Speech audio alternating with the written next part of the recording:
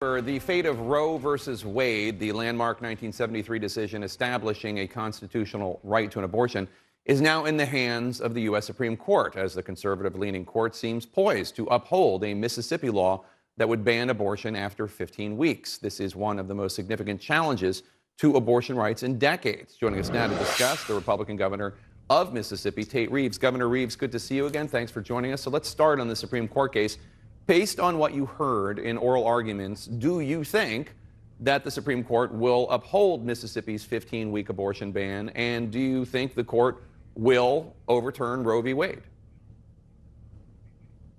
Well, Jake, thanks for having me on this morning. I really do appreciate it. This has been a watershed moment in American history over the last week as this case that many of us in the pro-life movement have hoped would come before the court for many years, and we actually had oral arguments on Wednesday. Clearly, the questioning by a number of the justices led many people across America, and particularly journalists, to opine that they were looking very favorably on upholding the case, the Dobbs case, the Mississippi case, and that's certainly a favorable outcome for us. There's a number of different things that the justices can do here. Clearly, they could recognize even under the existing standard that 15 weeks is not at all radical. In fact, they could recognize that the 15-week ban in the Mississippi case is more in line with abortion laws around the world than the current laws in the U.S. In fact, in Europe, for instance, there are 42 countries that have elective abortions, and in 39 of them, they would still have more restrictive laws than the state of Mississippi if, in fact, our 15-week ban is upheld. The court also could go further. As you well know, they could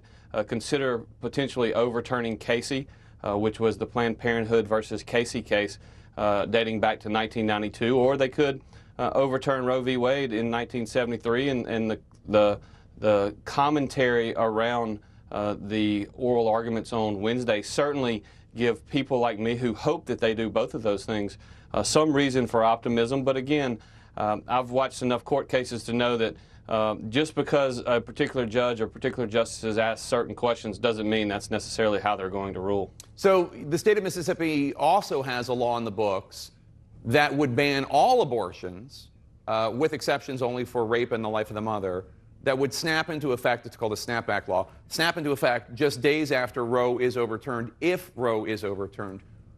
If that happens, would you start enforcing that in your state, the almost complete ban, regardless of how many weeks of the pregnancy? Well, Jake, clearly it is dependent upon how the court rules and exactly what those opinions allow us to do. If, in fact, Roe is overturned, and by the way, I believe very strongly, as do many Americans, that the justices on the Supreme Court today could look at the Roe v. Wade case and come to the conclusion that the court just simply got it wrong in 1973. If you read the Constitution, in my opinion, there is no guaranteed right to an abortion in our U.S. Constitution. And furthermore, not only is there not a guaranteed right, there's also nothing in the Constitution that prohibits individual states from enacting their own laws. And after all, that's really what the Founding Fathers intended. For any issue that is not explicit in the Constitution, it should be left to the states and the state legislatures and the democratic process. And so I just want to make sure everyone is clear that if Roe v. Wade is overturned, that doesn't mean that no one in America is going to have access, although that might make people like me happy. But what it does mean is that all 50 states, the laboratories of democracy, are going to have the ability to enact their own laws with respect to abortion. And I think that's the way it should be in America. So is that a yes, that if Roe v. Wade is overturned, you will enforce the almost total abortion ban in Mississippi that exists in the inevitability or in the situation where Roe v. Wade is overturned? Yes? Yeah, Jake, that is a yes, because if you believe, as I believe very strongly, that innocent unborn child in the mother's womb is in fact a child. The most important word when we talk about unborn children is not unborn, but it's children. And so, yes, I will do everything Okay. I can to protect the lives of those children. So the country has been here before 1973, and what happens in reality is women of means are still able to get abortions, but poor women, young women, vulnerable women end up often seeking abortions in ways that can cause them severe harm, mutilation, if not death in some cases. So do you acknowledge that this step will result in some women and almost certainly getting seriously hurt, some even dying?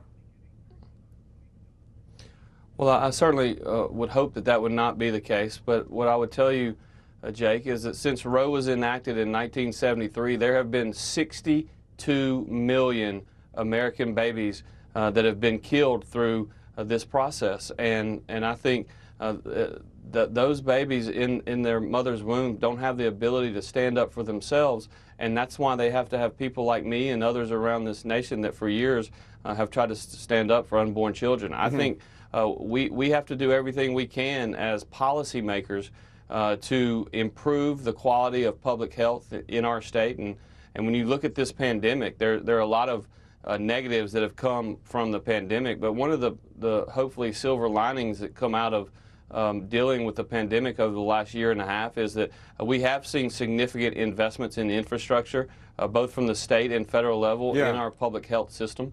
And I think we need to continue to do that, and I think that's important. So you clearly see this move as part of a culture of life, as you've said in the past. Mississippi, of course, ranks 50th in the country in infant mortality. Mississippi is nearly last when it comes to childhood hunger, according to a recent study of what kids need to thrive from the Annie E. Casey Foundation, looking at economic well-being and education and health and family and community.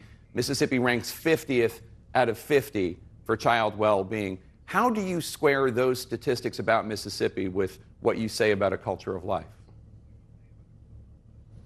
Well, first of all, when you look at that unborn baby in the womb and you consider it a human being, it really changes your perspective on lots of different things.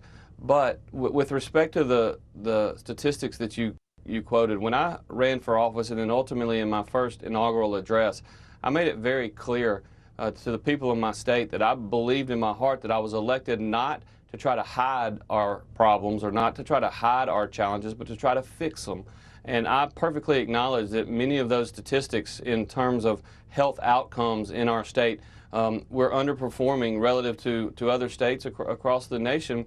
And it's incumbent upon all of us to work to pass policies to change that. And, you know, when you look at health outcomes, whether it's prenatal care or other areas, we have a ways to go, and that hasn't become effective in the last year and a half, but it's happened over 200 years of our state's existence, and we're going to do everything we can to improve upon that.